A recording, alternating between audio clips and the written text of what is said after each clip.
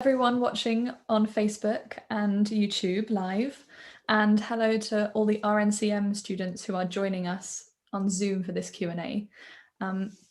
This is Elizabeth Llewellyn. Thank you so much for joining us. It's a pleasure. She is known internationally for her portrayal of Puccini roles. And how are you? How's it going? I'm really well, thank you.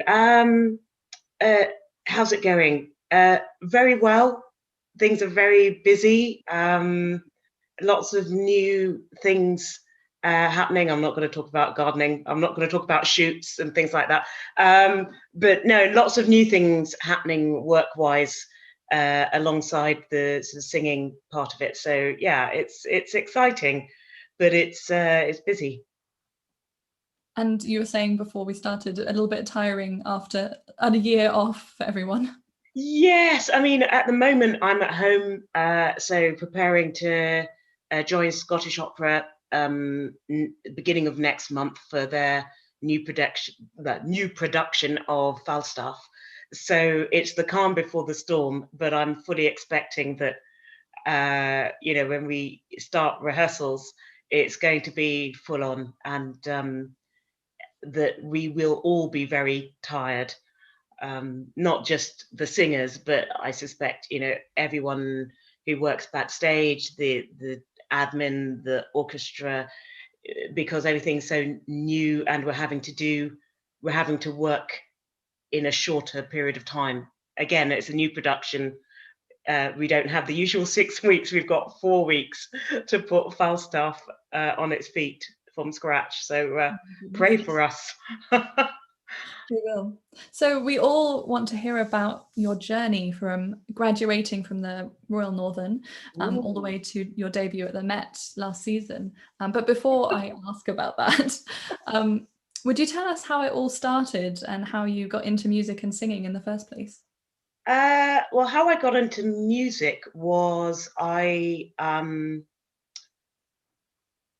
pestered my parents.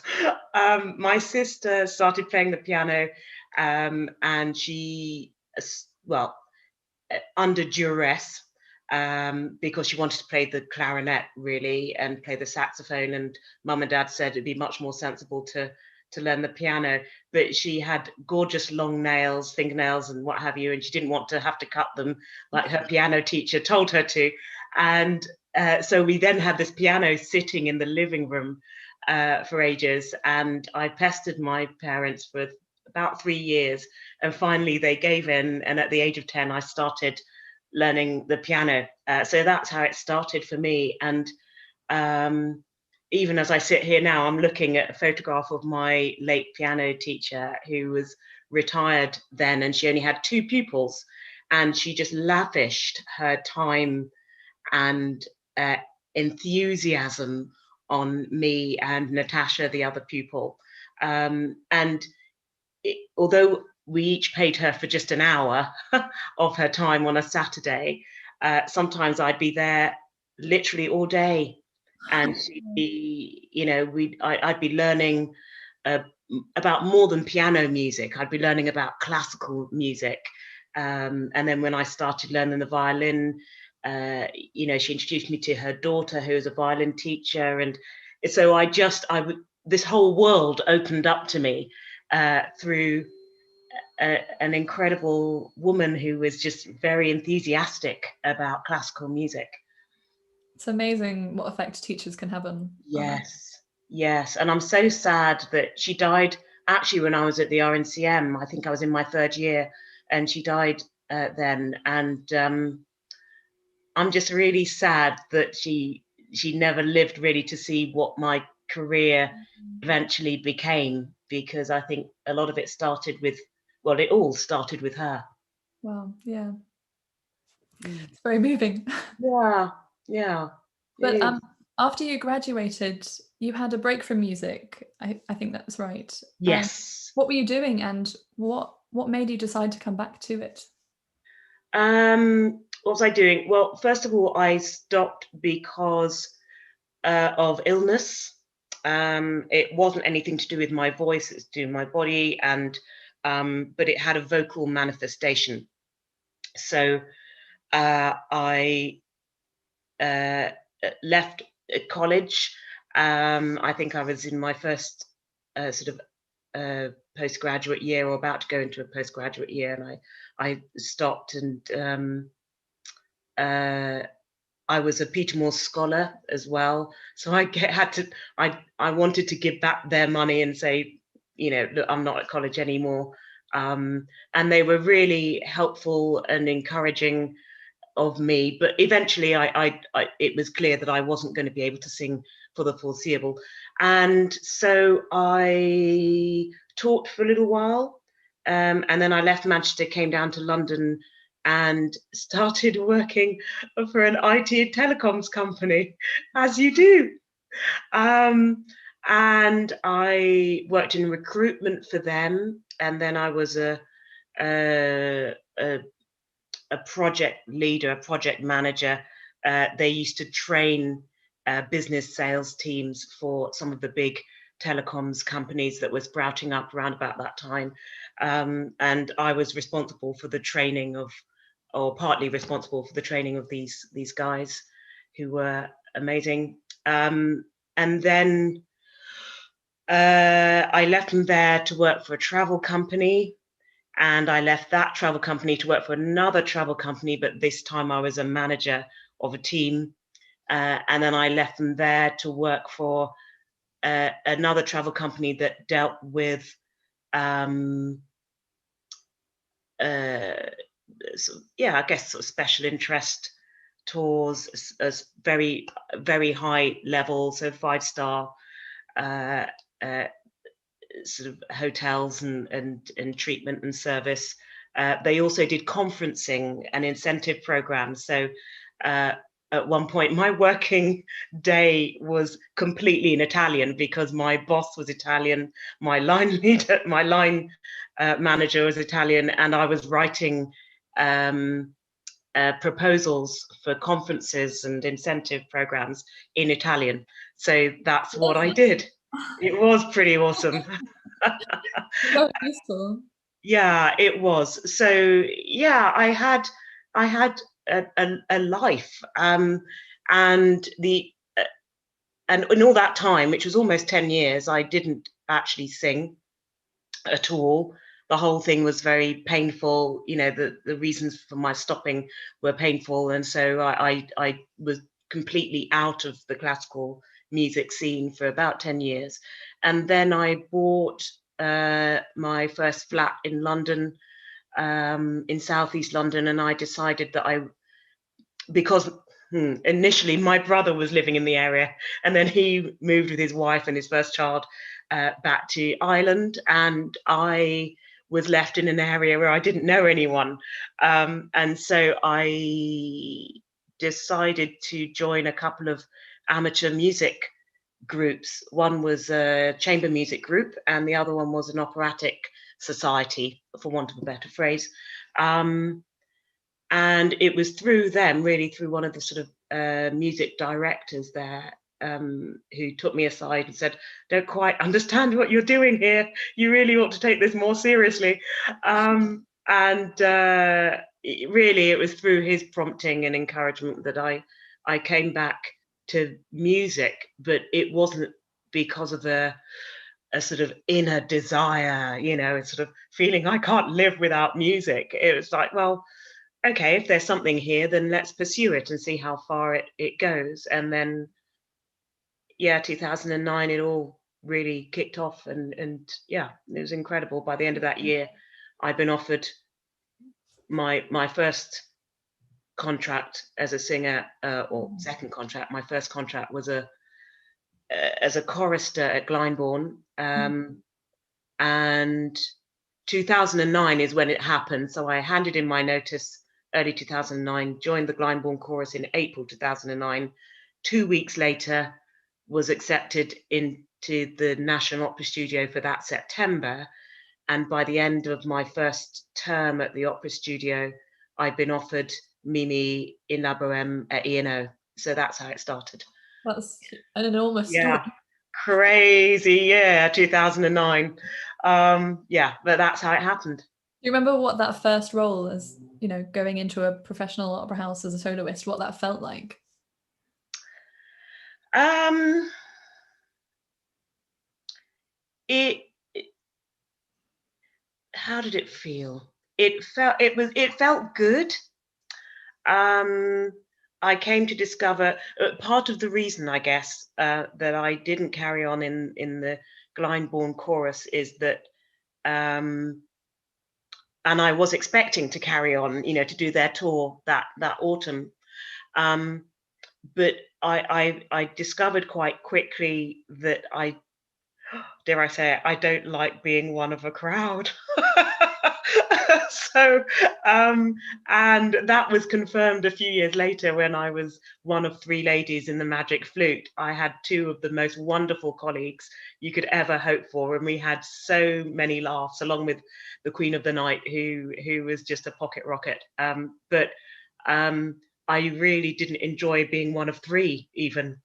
And so, and so yeah, so in that sense, being a soloist was, it came quite naturally to me. I enjoyed it. I had the most wonderful of colleagues, as my Marcello and Rodolfo as Rowley Wood as Marcello, and Gwyn Hughes Jones as my Rodolfo. So I was spoilt.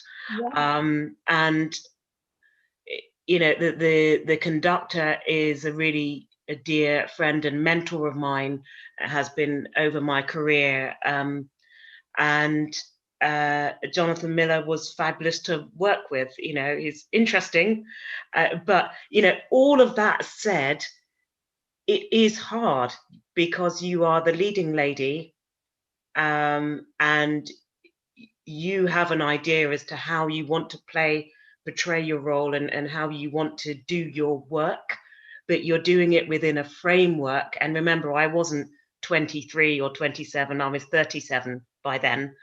And so, I was like a proper grown up. So, I was, and I was used to managing teams, and I was used to managing myself. So there was a lot of adjusting to do, in terms of the culture around the work, and yeah. So there was a lot of adjusting to do, and to make, but it ultimately it was a really good time. It's a lot of hard work, though, and I understand that it's not for everyone.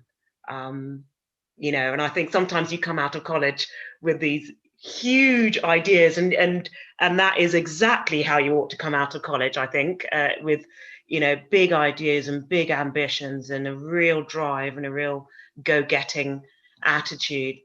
Particularly now, I think you need it, but I think you also need to always be identifying what it is that you want, and what suits you as a personality. And being a freelance soloist is not for everyone.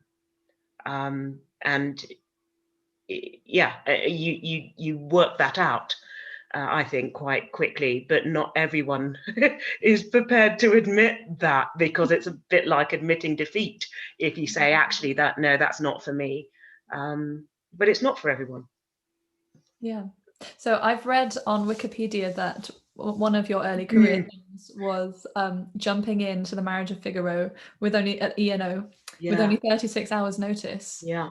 And I was wondering whether that was a nerve-wracking event for you, or whether you have ever had to deal with nerves, or whether, because you were slightly older joining the career, whether that you were just more confident as a person by then. I think, yeah, I think the last thing you've just said about being more confident as a person because you're that much older, I think has actually been almost a defining part of my career, certainly the early part of my career, because you're just less buffeted about by other people's opinions. You will learn, Elspeth, as you get older, you begin to care less about what people think of you. And although you want to do your job really well and you want to deliver to directors and conductors and your cast members and the orchestra and the whole the whole opera, the whole project, the whole work. If you're a conscientious person, of course you're going to want to do that, but not at the expense of what you bring to the table, and the ideas that you have for your role in your work. So yes, that's I think that part of me tended to define perhaps other parts. So the jumping, I was just thinking, funny, I was thinking about that the other day, because the jumping was the cover cast hadn't actually blocked Act 4 by the time we got the text. Yeah. So, and we all know how complex Act 4 is. We hadn't gotten that far, and so it was very quick. Again, I was stepping in for someone. They had to adjust her costumes for me because I hadn't had any fittings for a costume yet. Everything happened very quickly. But I remember, because I'd sung Contessa the summer before, I believe, or earlier on that year, at Holland Park, I knew that I could sing the role.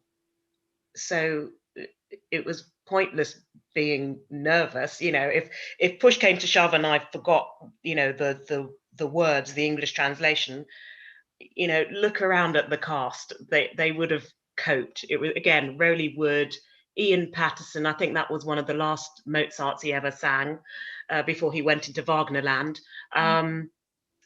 Lucy Schaefer. It was just a A-list cast. So even if I sang to them in Italian, they'd probably be able to sing back to me in Italian, and it would all be fine. So and the subtitles are there anyway. So yeah, I remember just being very calm, actually, and very focused.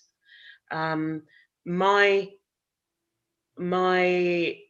I was saying, because I was speaking to Lucy the other day, that actually my overriding sort of mantra throughout the whole evening was just don't muck it up, because this was their opening night. They had been rehearsing for 7 weeks, and it hadn't always been easy. And just don't muck up their opening night. They're going to be missing Kate, who I was jumping in for, and there'd be lots of mixed emotions. And so that was quite useful, actually, just in terms of a focus.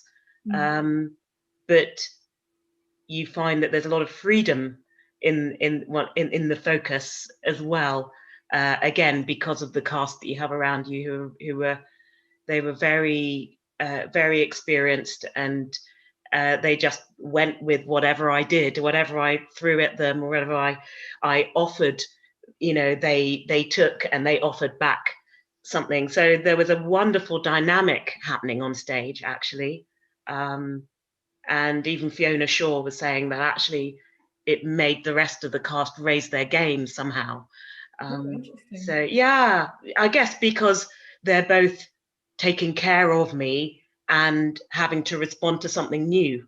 So it can only be, in that sense, a good thing, because we've all done our preparation as far as we could. And needless to say, to everyone watching, you did amazingly and had rave reviews. Yeah, I was very lucky.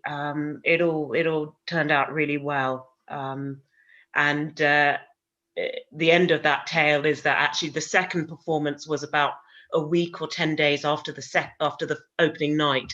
So Kate was able to recover and do the rest of the run herself. So yeah, I felt really pleased about that for her. So I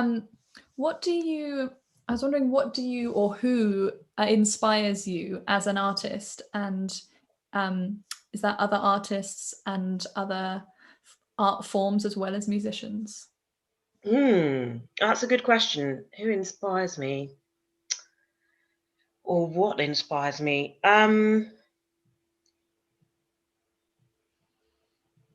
And I guess it can be anything actually for me. I love back in the good old days when we could go to the theatre. I love going to the theatre. I love watching drama in all its forms, whether it's TV, drama, films. I love going to art galleries. Gosh, do you remember going to art galleries? I love going to museums. I love watching people. I think they are fascinating creatures, and I think we are fascinating creatures. And um, yeah, and when it comes to other artists that I really admire people who are risk takers, actually, people who are prepared to push the envelope a bit, even if they fail, even if they, I was just discussing earlier in a Zoom meeting that often um, when you go for something and you fail, sometimes something better ends up being created. And so I love watching those sorts of people on stage. Not that they're loose cannons and, they're mucking everything up and making everybody's lives a misery, but that they're constantly alive and they're constantly aware of what's going on around them.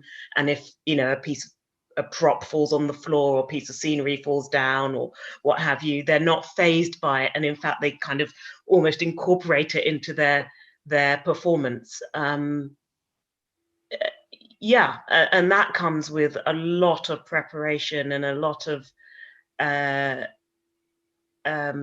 faith in the process, that actually the process is not never ends on with your dress rehearsal, but that it actually goes on through the 2, 5, 10 performances, that you're always discovering something about the piece. And it's that level of curiosity that I hope I have, but I really identify with when I see um, uh, excellent artists doing excellent work.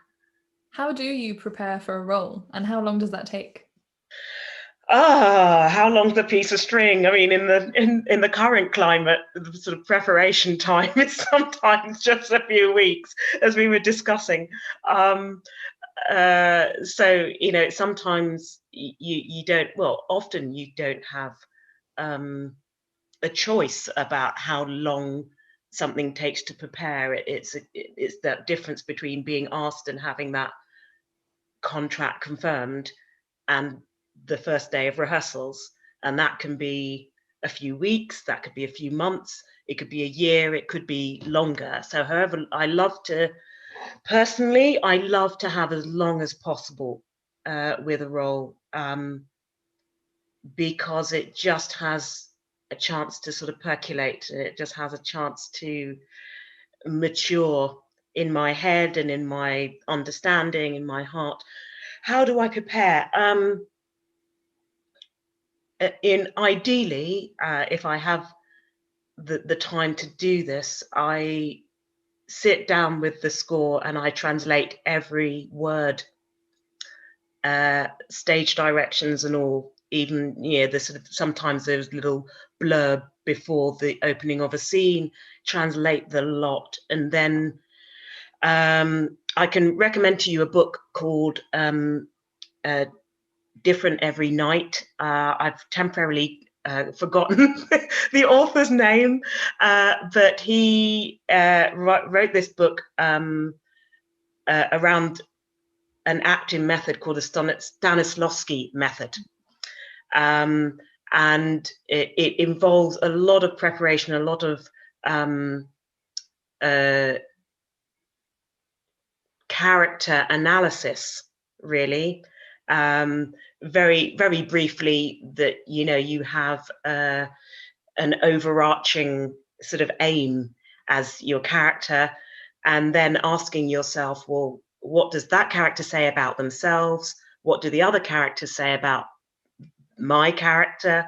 What do I have to say about the other characters? And and what are my given circumstances, and so it's actually quite complex. There's quite a lot of different layers, but once you've done that, and it takes quite a long time, weeks, I'd say, a few weeks, depending on how big the role is, but you begin to create for yourself a very clear picture of who and what that person is, and then you can begin to decide for yourself how much like that character are you, or how different are you, because sometimes you're going to have to bridge the gap between your own personality type and the personality type of the person you're meant to be playing.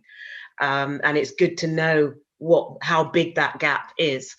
Um, and then you sort of divide up all of your scenes into actions, and he goes into quite a lot of detail as to what that actually is, because we're so sometimes us singers, we kind of feel that it's important just to be emotional, and that sort of, it's like, well, actually no, you're talking, you're interacting with someone, and so therefore every utterance is really uh, you doing something to someone else. It might even be to God or to someone that's not on stage, but you are doing something, and ask yourself what that thing is and play that thing. But you're doing it like hundreds of times throughout a performance. So that sounds quite complex. And then I get to the practice room and start actually learning it.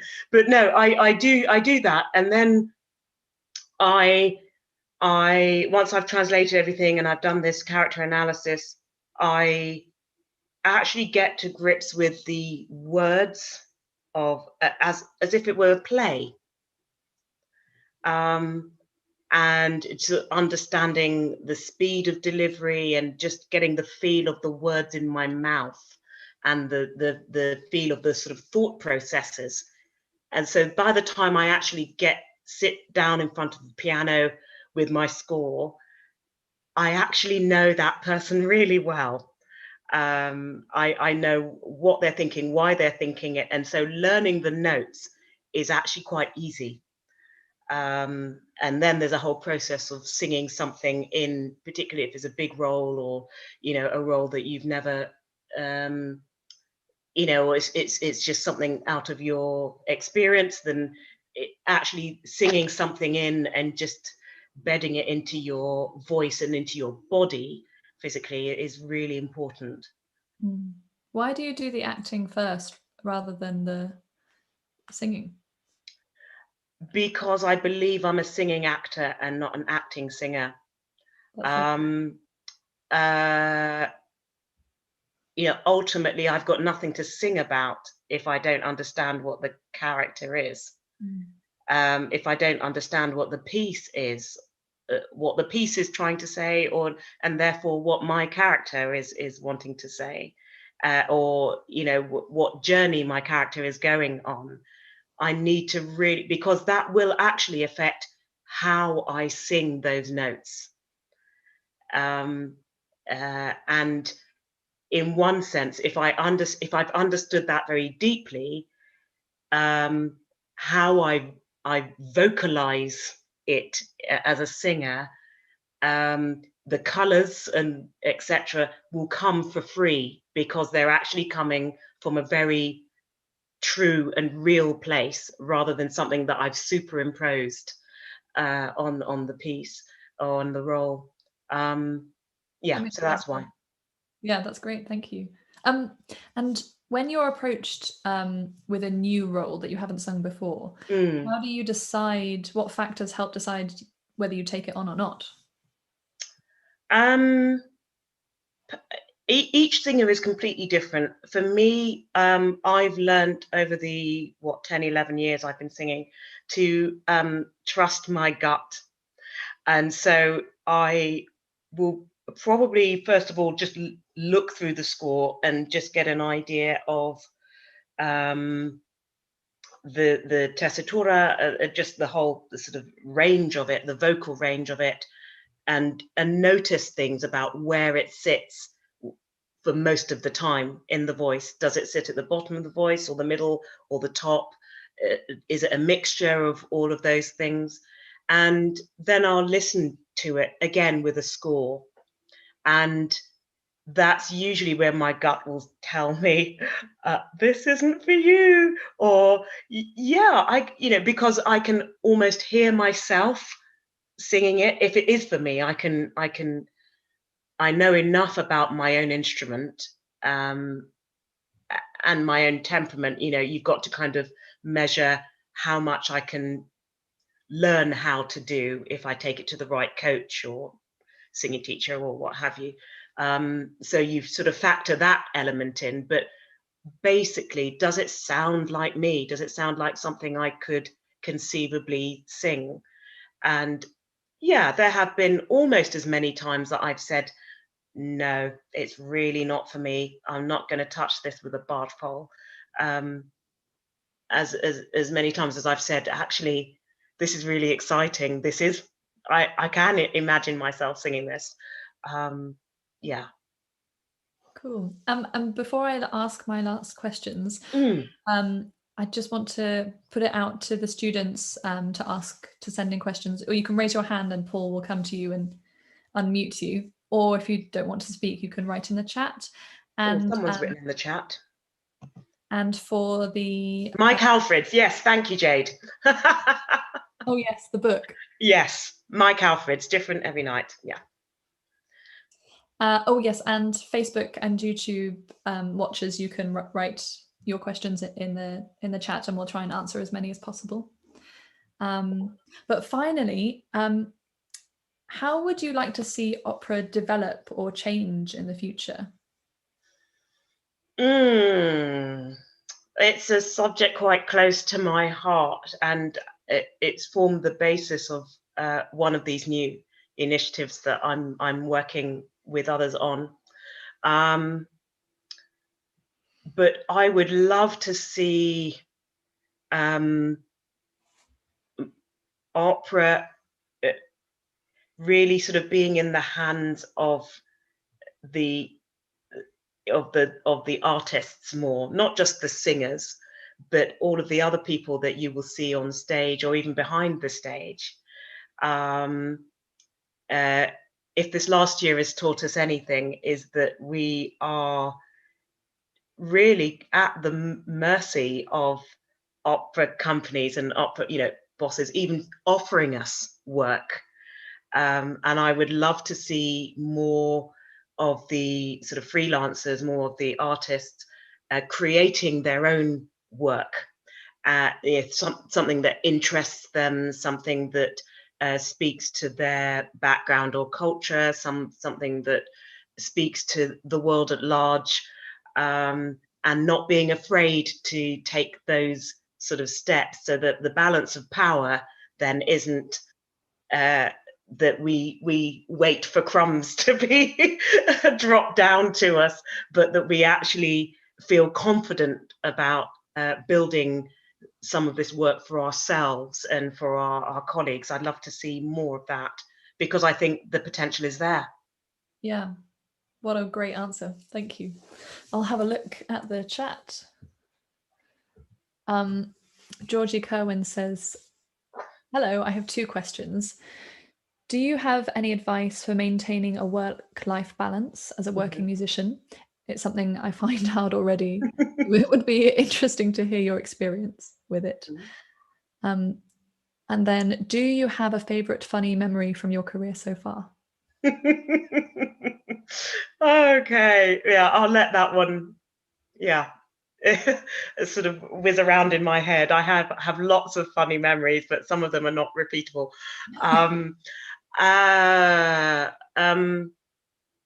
Work-life balance.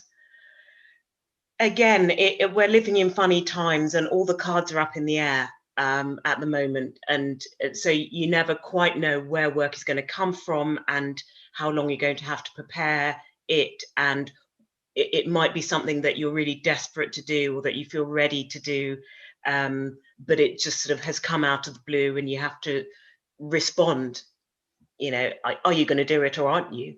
And because there's so little work, you feel that pressure, particularly now, to sort of take things if they're offered to you, because you don't know when that will happen again or if that will happen again. So I'm aware that I'm speaking into a rather different circumstance than if you'd asked me this question a year or so ago, Georgia. But I I find it quite hard to have a work-life balance because I'm single, because I don't live where the rest of a lot of my family are, so I don't see them very often anyway, and so I can conceivably stay on that sort of rabbit wheel of work all year round. And I would say that, you know, a lot of more normal people with, you know, sort of close family ties, or they might have marriages or partnerships or children, or, you know, hope for that sort of thing. I would say take the time. If you need to spend time with your family, if you need to go away on a holiday, then you really need to do that. That's really important. The work, okay, we have the best job in the world, but it's not everything. And at the end of the day, who it might sound macabre, but, you know, who's going to be around your deathbed mopping your brow? Is it going to be the opera company bosses, or is it going to be your partner or your family member? You know, these are the people that are really important. So make time, even if it means saying no to a certain contracts. If you're worth your salt, and if you're really good, um, and and also if you explain the situation and say, look, I need to spend time with my family, you will be asked again. If they liked you the first time round, they will ask you again, particularly if you know, explain. But I think it is very important to make time for yourself. If you don't spend time on yourself, sort of refreshing and renewing yourself, and getting ready to be back at the coalface, you have nothing to bring. You're almost a kind of empty vessel, and that's no good as an artist. So sometimes you will have to make the time and hammer it out, and say no to things. And I would say, I would encourage you to do so. Um, you know, there are some people in our profession who have kind of given everything, and in some instances have been really badly let down by their employers. They haven't been appreciated for the everything that they've given to the job. So your first job is to look after yourself and your mental health and well-being, and those of the people that you love. So take regular breaks, and just be ruthless about it. What amazing advice. Nikki, Martin has a question. Hi, Oh, I didn't ask Elizabeth. Oh, sorry, Nikki. I'm sorry. I didn't ask George's second question. I haven't forgotten you. So sorry.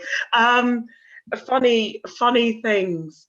Funny thing. Well, okay. The first thing that pops into my mind, because we were talking about it, was this Marriage of Figaro jump in, because it was full of japes and jokes, and, you know, because hey, it's Figaro, but also, hey, we've got, you know, Ian Patterson and Rowley Wood and Lucy Schaefer and Mary Bevan and other people on stage. So, you know, it was always going to be something like that. And, you know, the first thing was, although on the surface I looked very sort of calm and what have you, I was thinking, okay, just stay hydrated. There were lots of jugs of water or wine in the Countess's boudoir sort of around the place. And I just kept drinking that, you know, and I just kept having, you know, so I looked like a bit of a lush. And anyway, Figaro comes in. he sits down on the edge of a bathtub, and then he goes for one of these jugs and goes to pour it, and it's completely empty. And the look Ian gave me, I was like, well, needs must. Or sort of, lots of things, asking people where I need to go, because I didn't understand how the set worked, and there was a revolve as well, and and so you're literally sort of working off your wits. But yeah, it was a fun night. Sorry, Nikki. Oh, you're. God, I was on mute. Oh God, it's going well so far. We've all done it, Nikki. No worries. No, basically, thank you so much. I've really enjoyed listening to all you've had to say.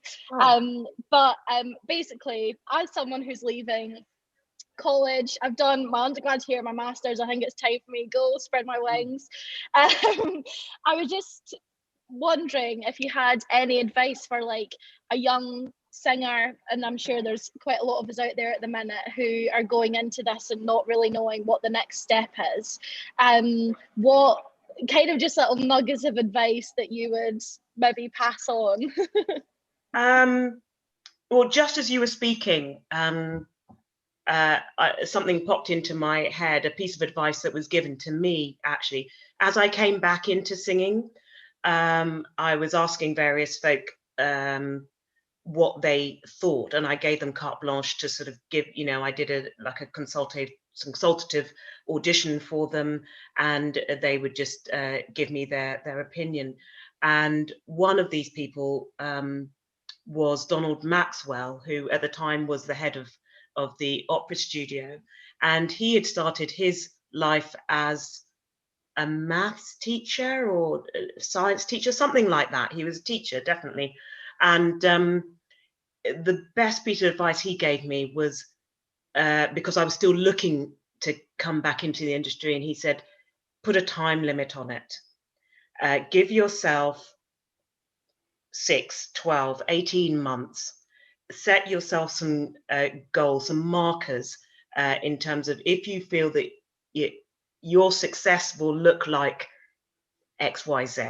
So for me, it was, I would have auditions, I would have perhaps a cover of a role, or a small role with a company, or at least one contract with possible, something like that. But he said, put a limit on it. And for me, it was, I gave myself between 12 and 18 months. And then he said, ruthlessly assess where you are at the end of that time. Have you actually reached the goals and the markers that you'd set for yourself? And in your case, it could be the same. It can be anything else. But set those. Only you know what you understand as success. And so set those markers, but be ruthless with yourself when you come to the end of that period. Have I achieved what I wanted to achieve? Is there any possibility of me in achieving those things? Perhaps I need another month or two or something.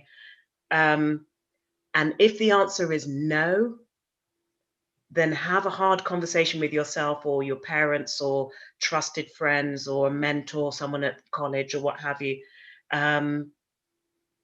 Because the worst thing you can do is keep chasing your tail if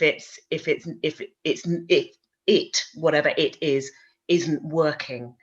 It might be that you discover that there's a whole other area of the industry that you're interested in, but you feel tethered to, I have to be a performer, or my parents are expecting me to be a performer, or my head of year, or my singing teacher is expecting this of me.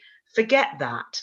What interests you, what you may find that there's something else that interests you more, or that the thing that you're pursuing isn't what you thought it was. And but that's probably the advice I would give to you, because who knows in this time how the cards will fall. It must be so difficult to know where to turn. But set yourself some goals and work towards them, and just be ruthless and assess yourself at the end of it. Thank you. That was really helpful. Thank you. No, it's no problem. Thanks. Georgie Malcolm has a question. Hey, Georgie. Hello. This is going from a really nice, broad, applicable question from Nikki to something a bit more niche and soprano specific. But there are quite a lot of sopranos on this call, so I'm going to ask it. It's a question about the F word, about fa. Obviously, you're like very much known for the like full lyric rep, and I was kind of just wondering whether you were already singing that during, like, when you were at college. Was that kind of like very apparent to you from an earlier age, or were you singing lighter repertoire and moving on? I don't know.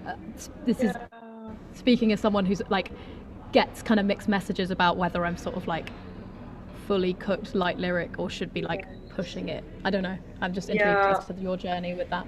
Yeah, it is really hard, because I think particularly in the UK, we like to categorize people, and to do that with singers at college is just ridiculous. Apologies to anyone who disagrees with me, but I think it's ridiculous. If I'm honest, I wished I'd taken the offer at Durham, gone to Durham, done other things, and then come back to music college. That's what I did. Yeah, exactly. And even then, you're still very much at the beginnings. Your voice is still growing and changing. Because of being unwell, I had a bit of a vocal kind of crisis, and my singing teacher, who was Caroline Crawshaw, and she was my teacher for the 4 years I was there, which is quite rare. And Neil Howlett as well said, look, I can hear it in your voice that although you're singing lots of Bach and Handel now, that you won't necessarily end up singing those things. And they were right. But do you know when I discovered that they were right? In my 30s.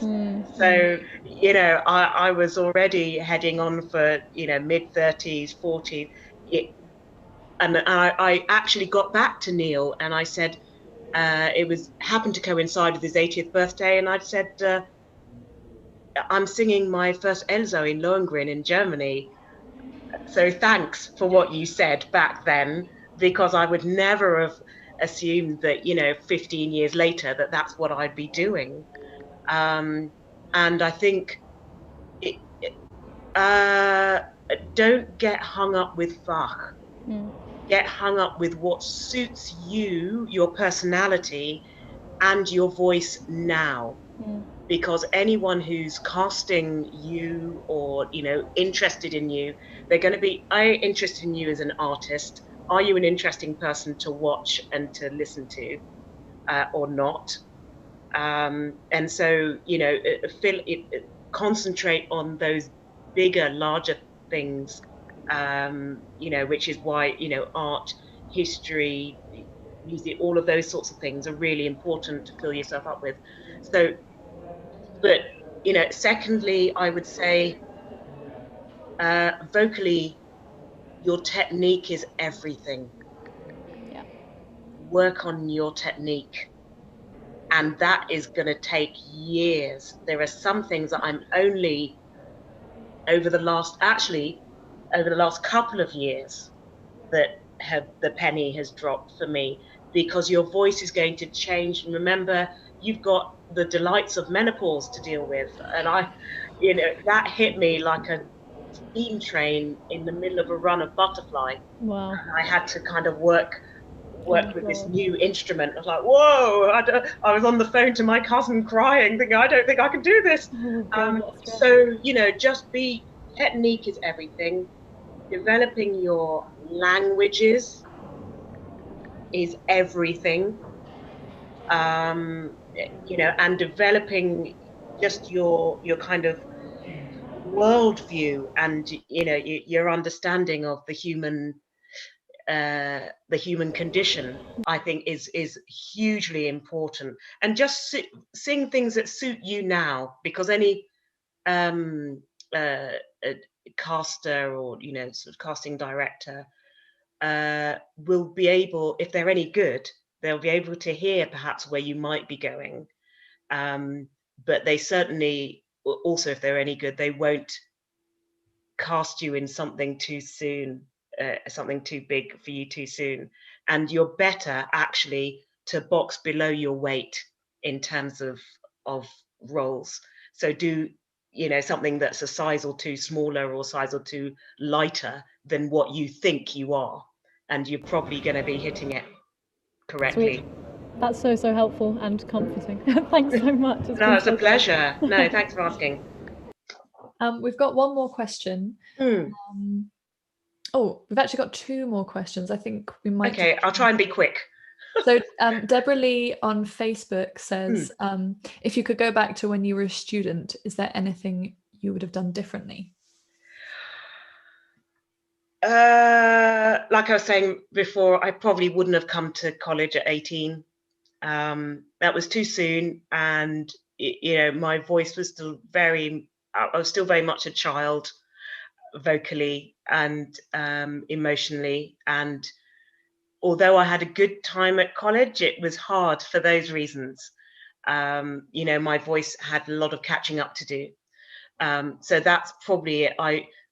Time is your friend, actually. I know no one wants to hear that now, and they're in such a hurry to be successful as quickly as possible.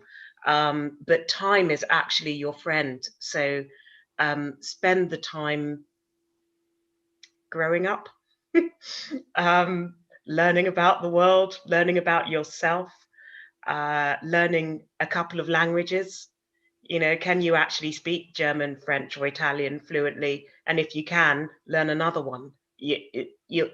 Honestly, it will pay dividends in the amount of times I've turned up to an audition in Germany and actually been able not only to introduce myself and what I was going to sing, but explain things like, oh, I was ill up until yesterday and I'm still feeling a bit unwell, but I'd quite like to sing. I still feel I can sing and I'd still like to sing for you, but I can't hear out of one ear.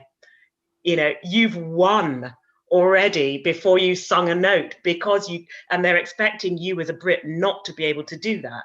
So we're notorious for our bad language skills. So tip the whole thing on its head and learn a couple of languages. Time is your friend. And, if I can start a career in my mid-30s, then it doesn't mean that everybody has to do that, but it just goes to show, actually, how much time you have. Get a job, get some money in the bank, work at Sainsbury's. There's absolutely there's no harm in that. You'll learn a lot about the value of money, and you'll learn a lot about saving, and you're in the first couple of years of your career, you're more likely to run at a loss or just break even if you're lucky. So if you have money in the bank already, you can pay for the coachings, the singing lessons, the traveling, the auditions, the music. These are quite big costs. And if you've got bank of mum and dad, great. But if you don't, then, get a job. You're not going to lose anything in terms of time. And Jade asks about opera agents, and do you need them for jobs? Depends what sort of person you are. Some people are self-starters, and they might not be the best singers, but they're the best people at networking and finding opportunities and making the most of that opportunity, and it leading on to another opportunity and what have you. Some people are like that. And for the biggest part of my career, where things were the most successful, arguably, I didn't have an agent. And I found that actually, because I'd built up a load of good work, that I had a good reputation, and whenever I was offered work, I would always try to get more work, and it worked very well for me. I think if you join an agency, you need to do your homework on them, find out who they've got on their books. Is there a gap in their roster for someone like you? What have you got on your books? Because they're really interested in finding out, basically, if you're going to make them money. That's basically what it boils down to. Are you going to make them money? Is there mileage in them taking you on and investing in you and marketing you? So yes, but I think you've just got to be quite careful about who you choose, and really do your homework. Speak to other singers, older singers and more experienced singers as well, who are on their roster, who you might know. And that's what I've done a few times, and just said, what are they like as agents? Yeah, do your homework. Great. Well, thank you so much, Elizabeth. It's a pleasure. Do you have any last words for us? No. Are they only going to take 2 minutes? Probably not. No. All I'd say is really, yes, we are in a unique time, and in one sense it's uniquely difficult, but because the cards are all up in the air, big opportunities. And again, because you've got youth and energy and vigor on your side, just dream big and pursue those things. If you're not used to being a self-starter, perhaps club up with a colleague at college or something and start. And one of my hashtags has been do something new. Don't expect that things will fall in your lap, or that people, the hand of God will come down and choose you. Create something yourself. You'll learn a lot through it. You'll grow a lot through it. But, also, if it's any good, it will get a lot of attention, and could lead to other things or other collaborations. So take this opportunity to create something. Amazing. Thank you. And thank you everyone for watching and for asking questions. We'll wrap up there. Great. Thanks ever so much, Elspeth. Brilliantly shared.